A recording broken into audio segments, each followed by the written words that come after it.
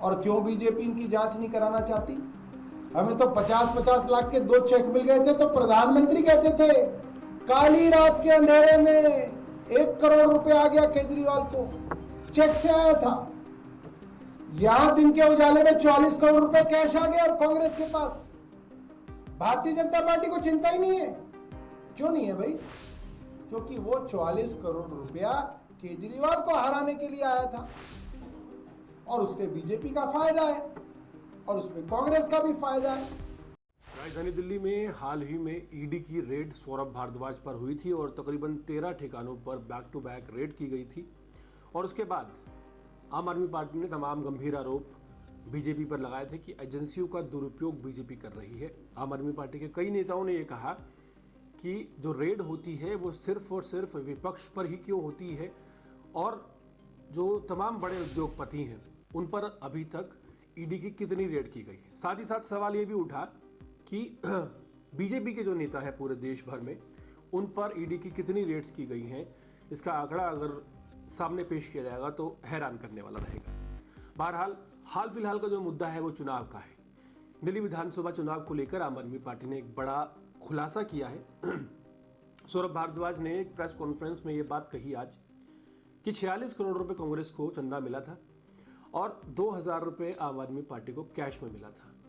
और ये 46 करोड़ का जो चंदा मिला था, ये कैसे पॉसिबल हो गया, ये एक अपने आप में सोचने वाला विषय है। सौरभ भारद्वाज ने कहा कि अगर ये कैश में चंदा मिला था तो 46 करोड़ रुपए लेने के लिए लाखों लोगों की लाइन लगती और उसके लिए कैंपेन चलाना पड़ता, लेकिन वो नहीं हुआ। यहां पर सवाल ये नहीं है कि चंदा कैसे मिला, यहां पर सवाल ये है कि इलेक्शन कमीशन ने कांग्रेस पार्टी पर कार्रवाई क्यों नहीं की।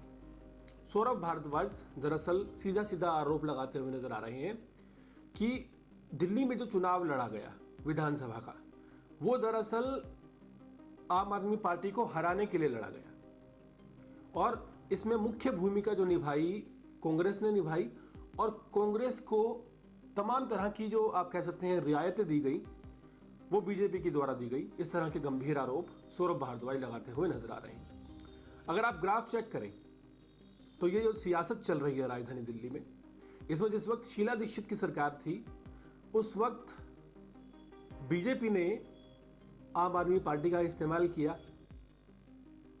कांग्रेस को हराने के लिए।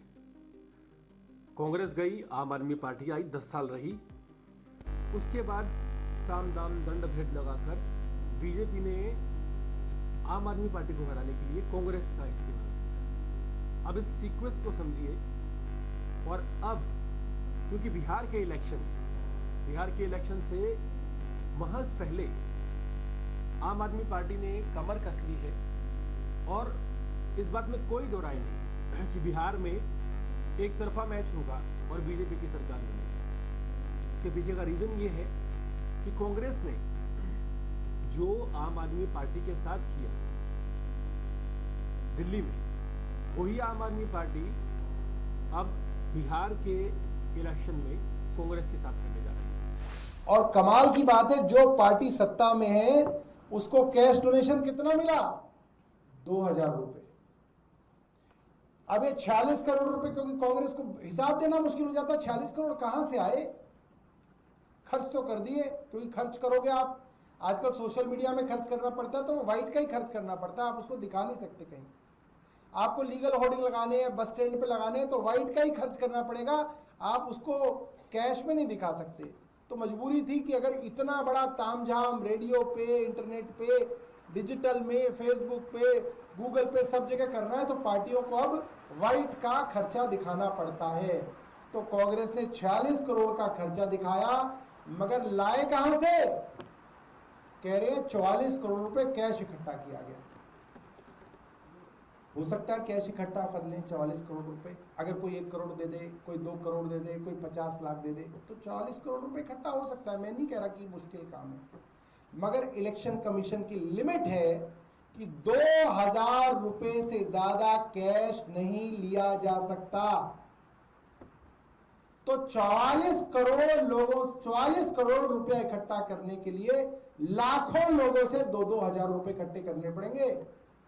और लाखों लोगों से जब 2-2 हजार रुपए इकट्ठे होते हैं ना, तो कैंपेन चलानी पड़ती है कि भाई वहां पे पर्ची रखी है, आओ 2,000 रुपए जमा करो और पर्ची ले जाओ। भाई फला जगह पे एमएलए कैंडिडेट पर्ची लेके बैठा है, 2-2 हजार रुपए लेके आओ, और उसकी वीडियो भी चलती है। उसके लिए तो बड़ा तामझाम करना पड़ता है। वो कहीं देखा हो किसी ने कांग्रेस का? और क्यों बीजेपी इनकी जांच नहीं कराना चाहती? हमें तो 50-50 लाख के 2 चेक मिल गए थे, तो प्रधानमंत्री कहते थे काली रात के अंधेरे में 1 करोड़ रुपए आ गया केजरीवाल को, चेक से आया था।